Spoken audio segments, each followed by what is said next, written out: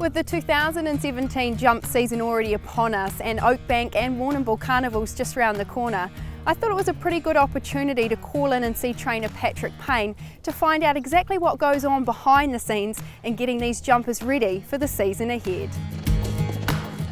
It's exciting really, like these horses sort of come in even before Christmas, having a long campaign, and it's enjoyable to watch them sort of come through their paces. You know, they're with us for a long time, so we get to know them quite well, and it's nice to see them like them. Hopefully they go from ugly ducklings to beautiful swans, hopefully. So you know, let's hope they've got a good season and a good safe season ahead of them. You have made a career as a trainer here in Australia, but quite prominently as a jumps trainer. You've had a lot of success in some of the feature events. What's been the appeal?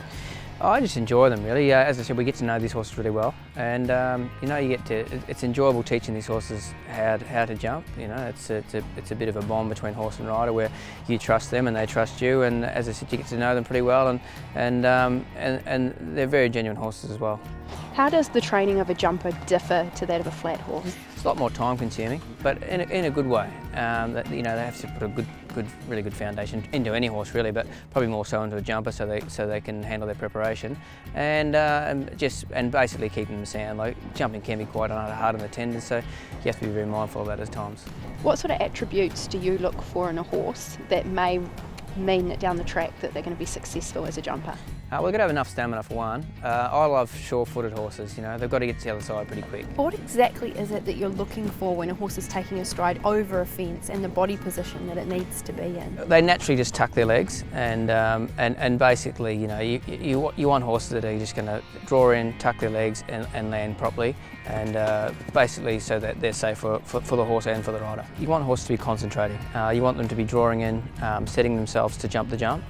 You don't want a careless horse. Basically, they're horses that we just wouldn't even bother jumping. So you just want a good, safe horse that's is eyeing his fence. You've got this amazing property and it's set up to provide a lot of variety. Can you talk us through some of the training options you have with your horses? It's just very basic, but it works well. You know, having a long campaign, we like to sort of vary the work up a fair bit, and so it's basically 300 acres of tracks here, there and everywhere. We've got, you know, jumps here, fallen logs here, and then, you know, chutes for them to gallop up. So basically just keeps their mind interested.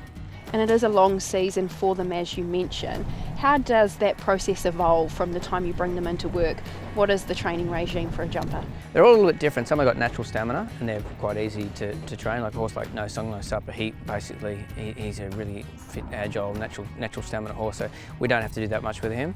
But horses like Slowpoke Rodriguez, he's a horse that probably needs a really good foundation, and we have to be quite tough on him. We have to sort of train him like you hate him a bit sometimes, just to be kind to him. So he often, even in the off season, he'll come in and have a preparation, might even have a light trial and then go back out again and then come back in, because if he had too long off, he'd get too out of shape, and you know, it'd be impossible to get him fit in time.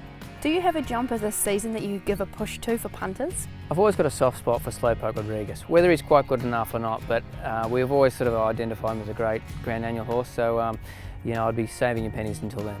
You talk about the process that goes into the development of a jumper. It's time consuming and probably an expensive process to get them to the races. Does it make their success all that more special? A lot more rewarding, yeah. As I said, you spend a lot of time with them, and it is an expensive exercise, but you sort of try to identify which ones are going to be worthwhile, and you know, it's very, very rewarding watching a horse that you've developed when it's first jumping race.